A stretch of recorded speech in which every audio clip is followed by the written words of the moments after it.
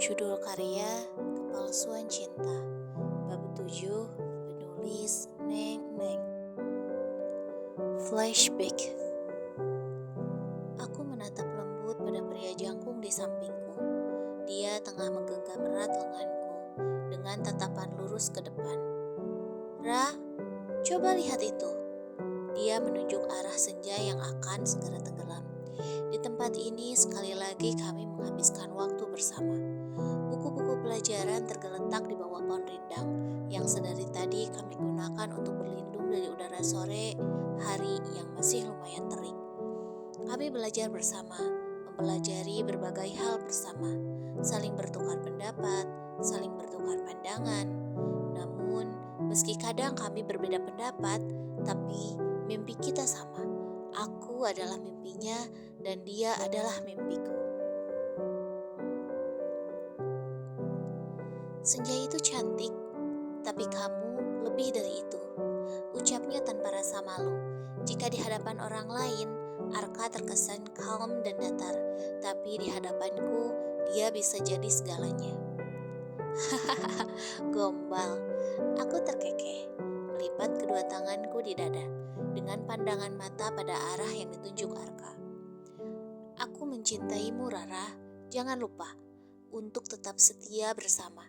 Kita akan saling menunggu untuk tetap mewujudkan mimpi-mimpi kita, kan, Ra?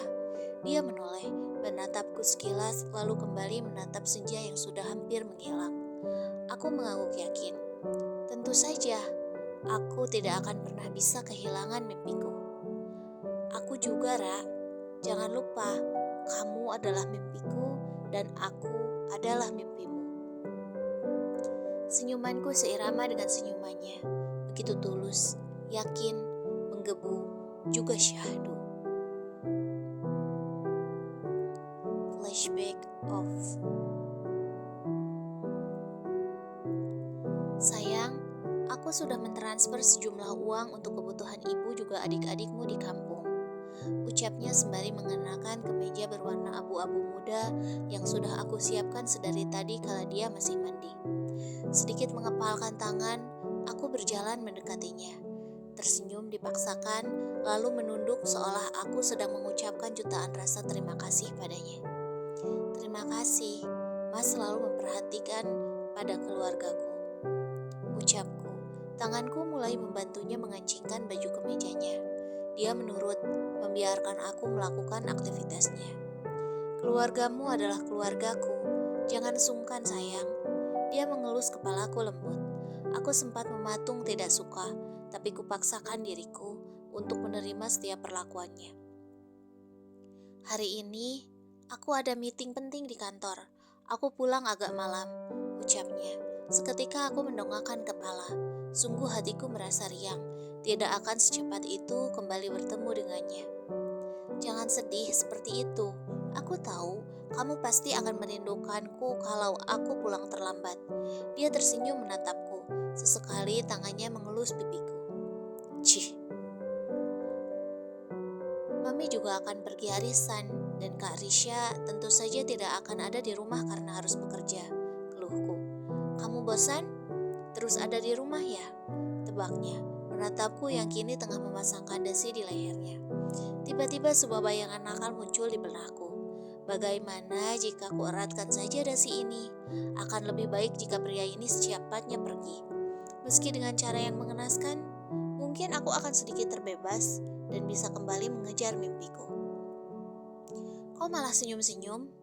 Aku tersadar dari lamunan liarku. Segera aku mengerjapkan mata berulang kali. Iya, aku sangat bosan di rumah terus. Aku mengangguk. Bolehkah aku keluar rumah? Tanyaku memelas. Seorang istri memang ditugaskan untuk selalu melayani suaminya. Namun, bolehkah sesekali seorang istri memiliki quality time-nya sendiri? Hanya sekedar jalan-jalan sebentar untuk menghirup udara segar. Tidak, kecuali denganku, ucapnya mutlak tanpa bisa dibantah. Aku sudah tahu, jawaban laki-laki keji ini pasti akan seperti itu. Aku hanya bisa tersenyum, ingin rasanya aku tertawa, menertawakan diriku sendiri. Kamu tetap di rumah, jangan kemana-mana, peringatnya tegas. Aku mengangguk mengangguk pasrah. Lagi pula, apa yang bisa aku harapkan dari dia jika mengenai kebebasan hidupku? Nothing. Selesai, aku melepaskan tanganku dari dasi yang sudah selesai aku ikatkan di lehernya. Dia terlihat begitu tampan dan berwibawa dengan penampilannya hari ini. Itu bagi mereka, para gadis yang sering menatapnya dengan tatapan lapar. Tapi tidak bagiku. Bagiku, dia adalah neraka. Terima kasih sayang. Dia mengecup keningku cukup lama. Aku berniat untuk memundurkan langkahku mencoba menghindarinya. Namun tangannya dengan sigap langsung memeluk tubuhku erat, hingga aku tidak mampu mengelak lagi. Iya, aku menganggukkan kepalaku. Aku berangkat kerja dulu. Jika bosan di rumah, aku sudah membelikanmu buku-buku yang akan cukup menghiburmu untuk mengisi waktu luangmu. Dia berjalan menuju luar kamar. Aku mengikutinya dari belakang. Iya, aku mengangguk pasrah. Tiba di depan rumah, dia menyodorkan tangannya padaku.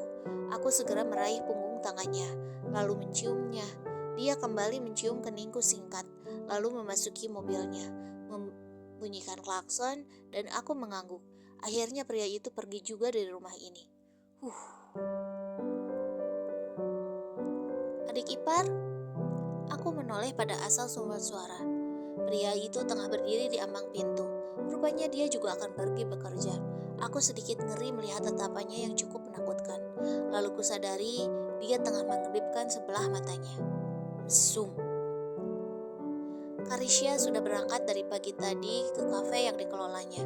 Mami mertua juga sudah berangkat untuk arisan di luar kota sekaligus berlibur di sana. Kau cantik sekali hari ini.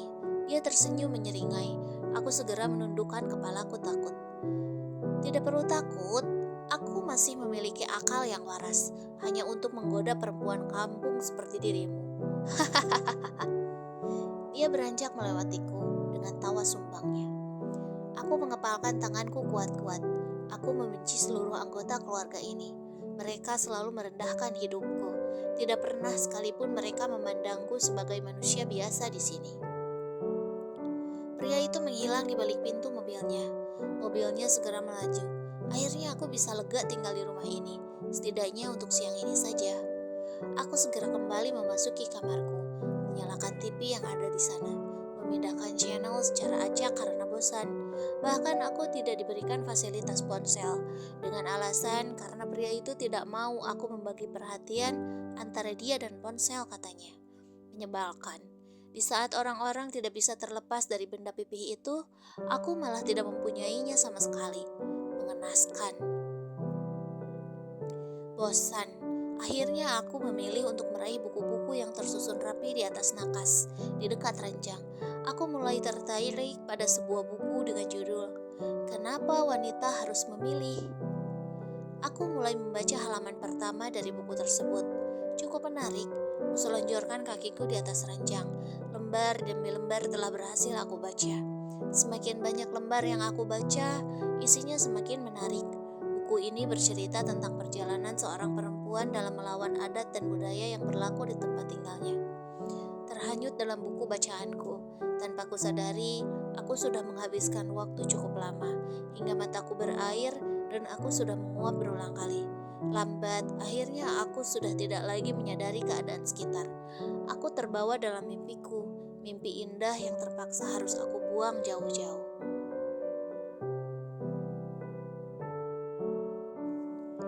Hai teman-teman, jangan lupa buat like, komentar, share, dan subscribe video ini ya, agar channel ini semakin berkembang. Terima kasih banyak untuk semua teman-teman yang sudah meluangkan waktunya mendengarkan dan membaca video ini